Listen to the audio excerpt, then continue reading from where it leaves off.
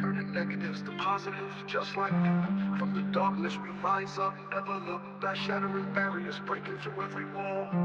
No more doubts, we stand tall and proudly call the strength within us, the fire that never dies, fueling our dreams, reaching for the skies.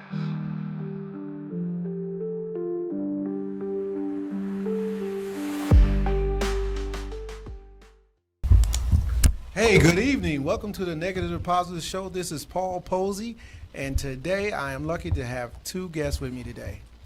And on my right is Kimberly Glenn from the I'm Real Kimberly Glenn Show on 108. In my own words, with Kimberly, I'm real. Absolutely. And a good friend of mine, Alicia Williams. Yes. Yes. And what do you do? Licensed hair cosmetologist and a medical billing and coding specialist. Okay. So everybody's got a life and everybody's doing things. And we came here today for a specific topic, and it was from dysfunction to healing. And only way that's going to happen is going to be a conversation. And the reason we're having this conversation so people can have the conversation, because sometimes it's so hard for people to take it to the next level and to start moving things forward about their past so they can move in their future. So I remember being on your show, and that's why we're here, is because That's we correct. talked about That's it, that we need people to understand in order to move forward, there has to be a conversation. So what do you think about that?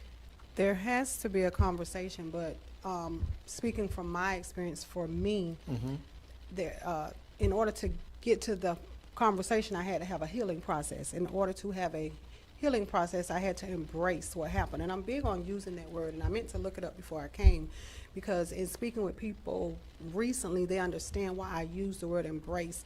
You're not saying that you're embracing it to forget what happened to you, but you have to forgive. And so in order to forgive, you have to embrace it and understand. You may not understand why it happened, but you have to learn to get past what happened. And for me, when I embraced it and I was able to heal, I was able to talk about it, which also helped in my healing process. Okay. And what do you think about it? Well, me, I was the complete opposite. All throughout my life, I'm trying to explain to everybody that there's things that you're going to go through, and I explain my life because I've experienced people holding it in. It took them to the mental institution. So my way was to let it out. Let it out. Okay, I'm gonna direct you guys' focus on that, particularly on your stories later. But for myself, it was to the point where you don't know that you're dysfunctional until certain parts of life you come face to face with your life, you come face to face with your family or raising your kids, and then you realize something is wrong with me.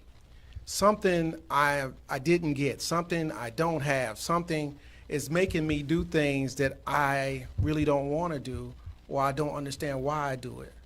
So we have three different reasons and three different views on it. And I believe if you don't have to get the answer. So what I normally hear people say is, if you don't know your history, then you'll be lost. Or if you don't know where you come from, you're bound to repeat it again.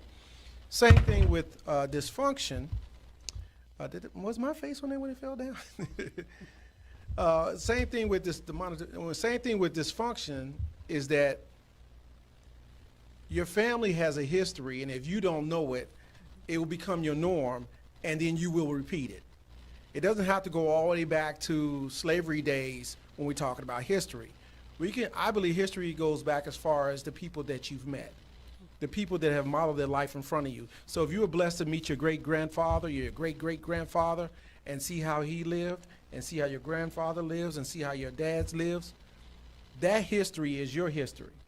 It's whether either they worked all the time, or they drank all the time, or they were just bad and angry people. That is your history. And if you don't know how they got to where they are, then it's hard for you to make some adjustments in your life and move forward. So for me, Generational dysfunction. say it out loud. Generational dysfunction. Right, and we are here as cycle breakers. We want to make sure as we go forward that our children are in better shape than us, True. to be greater than us. Because my thought is, don't make children if you're not planning on making something greater than yourself. Right. So for myself, when I met my grandfather, he was my grandfather. He wasn't my mother's father. You understand that point? When I met my grandfather, he was my grandfather. He but wasn't my your- mhm. right. So whatever my mother went through with her dad, that's what she went through. So I know nothing about it. Right. So sometimes getting the answers of your past, you have to ask questions. And that was one of the hardest things for me to do, was engage my mother in a conversation about her past. Because we generally, we want to know where we come from. We want to know why we do what we do, where we live, why we live where we live at, and our cousins and other family members. So you have to ask those questions. My mother wasn't big on answering those questions. Opening up. Absolutely, and I think sometimes it's hard to get the knowledge and tradition divided from the pain of anything that someone went through in their past. What do you think? Yeah, I can agree with that. But speaking of your mother, that goes a lot with everyone. Some people just don't want to open up. They just want to leave that part of their life where it is, Mm-hmm. not knowing that you need it to help you. Right. Especially when you're a child and you're growing up and you're a teenager and you're in your early 20s, you're still trying to figure out, even in your 20s, and nowadays some in their 30s are still trying to find out, who am I? Mm-hmm. And when you have adults, whether it's the mother or the father or a grandparent, they may have something that you need that links you to finding out what's wrong with you. They just don't want to open up. They want to leave that in a dark place. So when they want to leave it in a dark place, the question is, how did you handle it? What did you do? We're going to answer that later. Yeah. Yeah. So, looking in Well, the past and it's asking those completely questions. different with me. No, I brought you here because it's completely different. Go ahead. Yes, it is. Because me and my mother, we were close. She shared a lot of her past with me. Mm-hmm. And then as I got older and I had my It's own okay. Look children, at the camera. when I got older and had my own children, and I'm trying to keep them away from what I was raised up under, Mm-hmm. and I want answers, I want closure, they reversing it on me. Mm-hmm. Like, I'm crazy, you're crazy, don't listen to her, she's crazy. Mm-hmm. And it's just me and the whole family. So they didn't want to give you the truth, They still don't. and they still don't. And how does that bother you today? I just separate myself from my family. When did you start separating yourself from your family? Many years ago. Okay. But finally, this year, You finally this year? finally let them go. Okay. So it's been a process of weaning yourself away from Yes. family, and you just finally just made it to that point that, To cut them loose. how's that feel? Does it 'Cause hurt? it's- Does it hurt or it- does it help? It hurt at first, but now it's a help. It's a Mhm. help because it was a lot of dead weight. Mm-hmm. And you said something earlier about forgiveness. It's about forgiveness? For me, Uh-huh. I would think, I can't speak for anyone else, but I would think in order for you to be able to go on, you have to, especially when especially if it's family, because you want to have a bond, or I do. I'll speak for me. I believe in family. Go ahead. I believe in closeness, but I also know that there's a time where you just have to say, okay, enough is enough, and walk away from it, Mhm. or walk away from them. So even if you do that, or even if I choose to do that, I still have to forgive them to be able to let go and release what has happened to me and move forward, so that I won't hold it on to my kids. Like you speak of having a bond with your mother. That's great. I have a bond, but I don't have a mother-daughter bond. I don't have a closeness like a lot of No, I don't have it mother-daughter. anymore. Yeah, like a lot of them have. So am I going to hold on to that and not allow my children to have? Because the way she may be with me, she's not like that with my children. And I don't believe in any situation kids should be held accountable for what adults do, unless it's like a rape or molestation from that person. Then that's separate. Okay. No. You disagree? Well, it's completely different because the way my mother was with me. She's that way with my kids. So it's not like they don't see it. No, It's no, no. like a lot of favoritism. So I choose to keep my kids away from it. They don't have to be involved in the favoritism because it hurt. So, me, I'm not big on the idea of forgiveness because I didn't do it. That's not, as a parent, you're responsible for me. I'm not responsible for you. And I'm not going to give you a pass on the things that you should be doing and you could be doing. Now, we could go back to the statement that they did the best with what they had. However, you get to a certain point, if you can make that statement, then you need to make good on the statements that come after that, because what you have and have not shared, I still need to know. Because if you don't want me to make the same mistakes as you, I need to know your mistakes and your decision-making factors that got that. Because why? We're human and we will see them again. So it's not about, hold on a second, it's not about me forgiving anybody. It's your job. If you don't want to do your job, then if I don't do anything else with you, it's because you have not done your part. It comes down, it don't go up. Go ahead. But maybe I'm lost because when you said it's not about forgiving. So Right. so you haven't forgiven your mother. It's not about forgiving my mother. It's not about. It's not about forgiving my mother. Okay. Forgive her for what? For her not doing her job? You just leave it just the way it is. Okay. I mean, I can't say whether you're right or wrong. I can just go on. So- Like I said, sometimes the like, bond. Wait a minute. You told me to go ahead. So, like my biological mother, I know from the beginning to the end of why she did not keep me. Okay. There wasn't. Now, in that case, I guess I could understand and say, okay, it is what it is.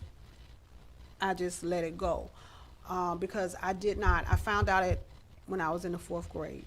I didn't have any ill feelings then. I do not have any ill feelings toward her now. So I can understand where you're saying where at that point I don't have to worry about forgiving her. It's not about forgiving her. Okay? But then my mother that raised me, we've had some things that I had to overcome. So I feel like, yes, I had to forgive her. One of the things was when I graduated high school, my mother told me I would not graduate high school because I had my own place and I was working. And she said that I would have people in and out my house. So I felt like that comment, I needed to forgive her because I don't think she really knew what she was saying at the time. Okay. Yeah, those were scarring words. Exactly. So in that case, I feel like that's a forgiving point, which you may not. Like I said, I can understand what you mean by not, forgiving. But I think because of the words that she said, like you just said, those were scarring words. Although my mindset was, I'm going to finish school regardless. So you're saying you want to forgive her, but she never asked for your forgiveness, nor did she apologize for the statement that she made. Did she know how bad that hurt you? A lot of people do things No. I mean, she still fits in the category. Yes or No, she did not. Okay, that's but all. I'm not. But you think I'm gonna wait on someone to? No, that's not what I'm ask me saying. for their I moved forward forgiveness without to- waiting for oh, anybody okay, to ask. okay. My question was, you gave her forgiveness. She didn't ask for forgiveness, nor did she offer it. So you just gave her forgiveness. So that was for you, right? Everything that you do to better yourself is for you. Right. So Not for the next person. Absolutely, but then I don't need it, and I don't need to forgive anybody for something they didn't intentionally do, because that's just the way they are and who they are. Well. And if you're going to accept people how they are, you can't ask them for forgiveness, or I don't know why the idea of whatever they taught you to do, to give forgiveness for things for other people to help you, then it helps you. But it has not stopped me from growing. It's not a point of stopping you, really Well, stopping you from growing. Okay then. Then what does it do? What did it do for you? It allowed you to move forward, didn't it? Everybody has different thoughts. Everybody have different processes on what helps them to go to the next level.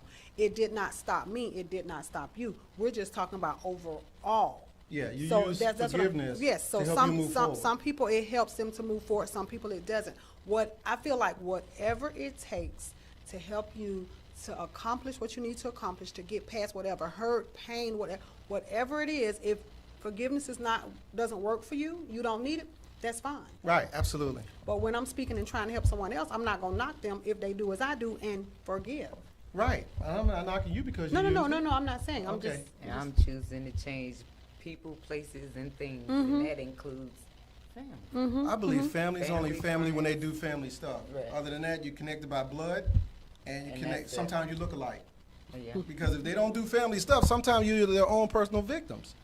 You have people who've been in your family, who've stolen from you, who've raped you, and the idea of family that saves them to keep them in your good graces is because you're linked somehow.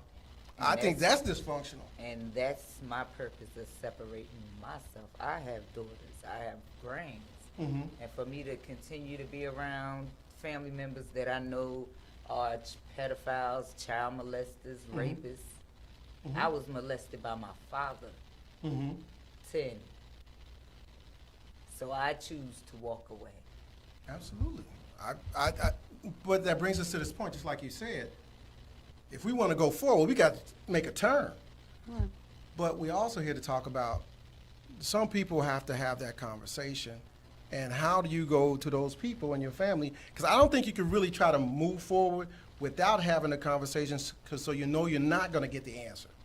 You got, you know what I mean? Some of them might, besides going on their deathbed, where people tend to want to tell you the truth and apologize when they have stage 4 cancer or. Well, he's dead. I ain't Yeah, no way well, to. I don't know him. I wasn't talking about him.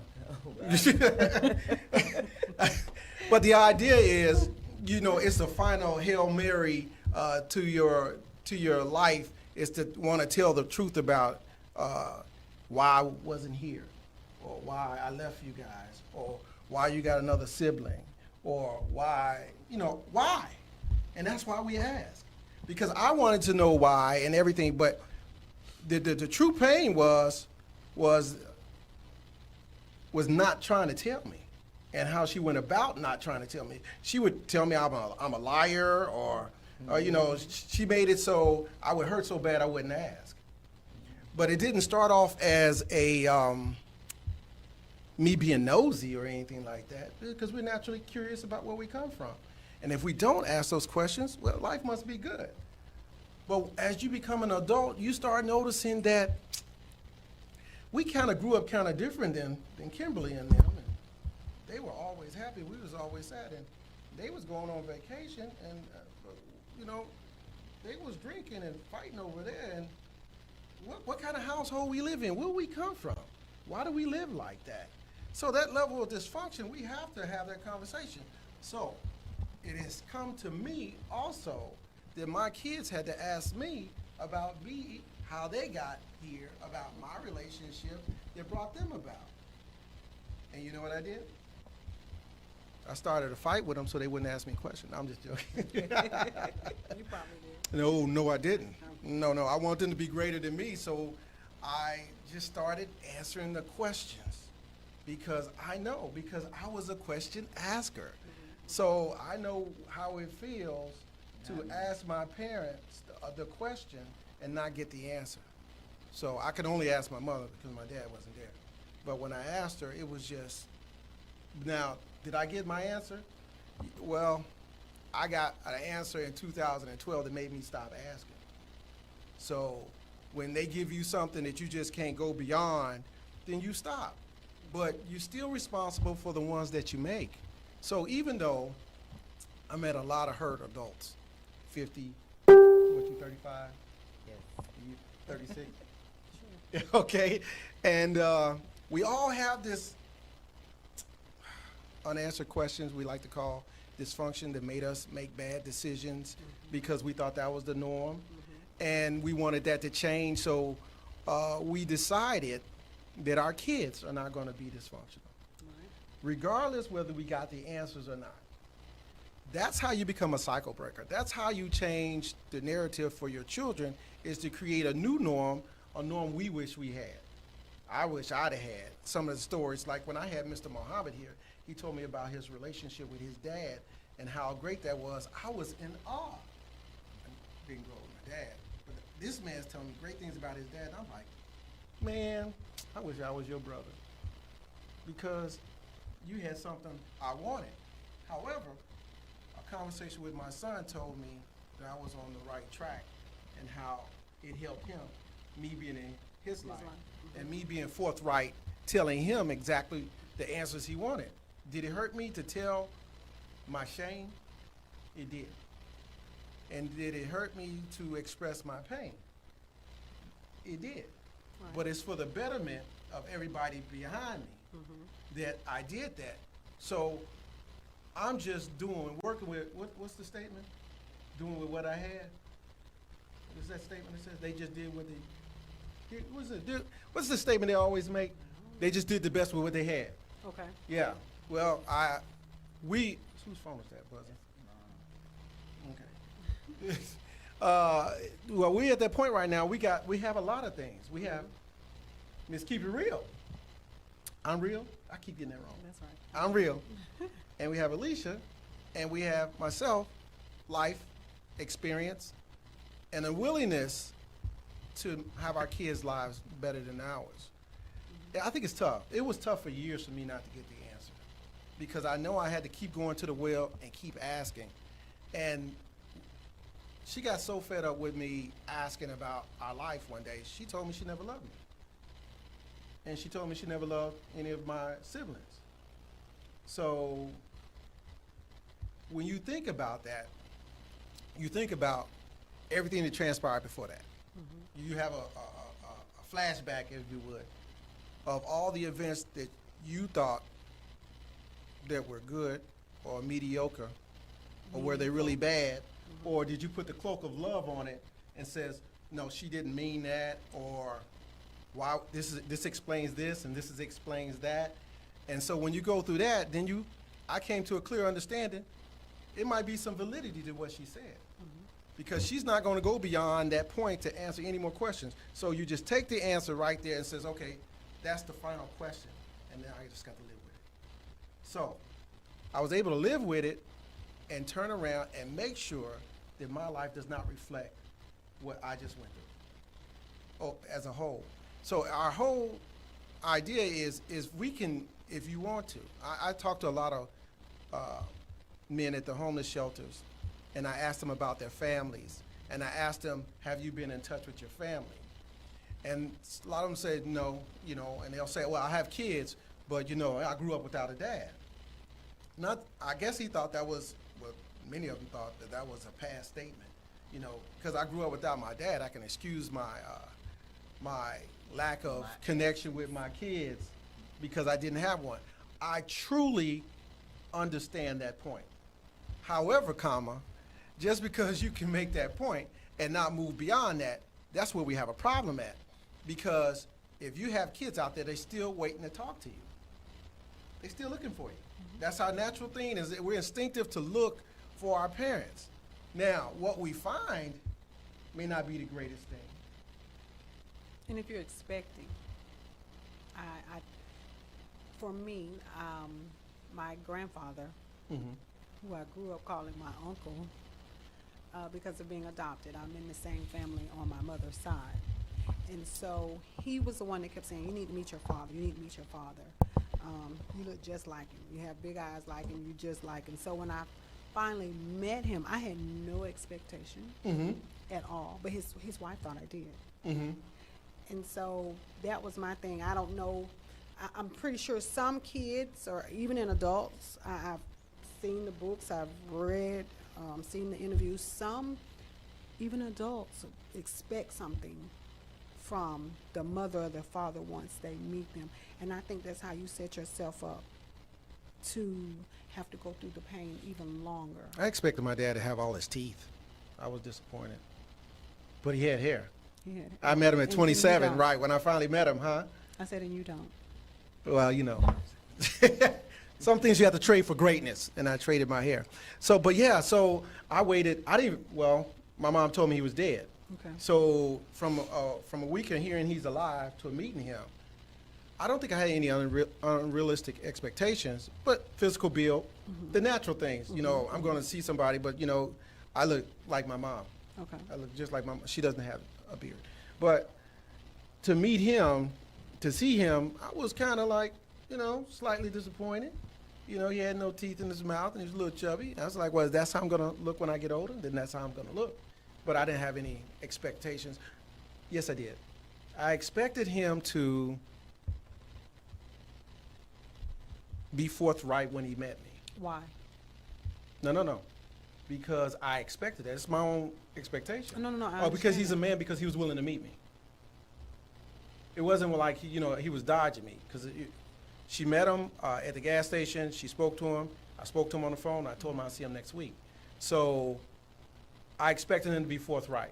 Now, that's not unrealistic, because if he didn't want to be real with me, he didn't have to meet me. And that wasn't a stretch. I wasn't expecting him to invite me into the family and things like that. So, I So mean, because he was in agreement with meeting, you expected him to be forthright. And I can understand that, yeah. but at the same time, people do things just because someone say, I need you to do this. And sometimes people will do stuff to help someone else clear their conscience, especially if she said, huh, he was dead, you know. So I'm just looking at, not saying that that's the case, but so like I said, we all think different. You have your case, you have your case, but like I said, I wasn't expecting anything. Even with my biological mother, You expected nothing. I expect nothing. Okay. I expected what she gave me was the truth. You didn't expect anybody to look like you. You didn't expect them to be tall. I mean, you that's didn't expect. different. When I mean expectations, I'm expecting, them to maybe say something that they think is going to